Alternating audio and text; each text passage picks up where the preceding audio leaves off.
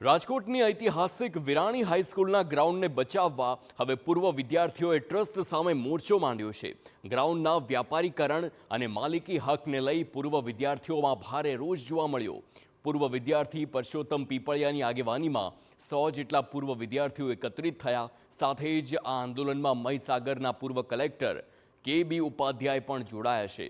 Parshottam પીપળિયાએ ground મામલે trust પર આકરા પ્રહારો કર્યા। તેમણે જણાવ્યું કે વિરાણી સ્કૂલનું ગ્રાઉન્ડ ખરેખર સરકારી ગ્રાઉન્ડ છે, પરંતુ ટ્રસ્ટીઓ માત્ર એક સામાન્ય ચિઠ્ઠીના આધારે તેને પોતાની માલિકીનું ગણાવીને ખોટો પ્રચાર કરી રહ્યા છે। સરકારે જ આ 49,723 જે વાર છે એ આખી સરકારે જ આપેલી છે। એમની જે બાબત છે એ આધા પુરાવા વગરની છે અને એકમાત્ર ચિઠ્ઠીના આધારે એ એમ કહે છે કે આ અમારી જમીન છે, પણ હકીકતમાં એવું છે નહીં।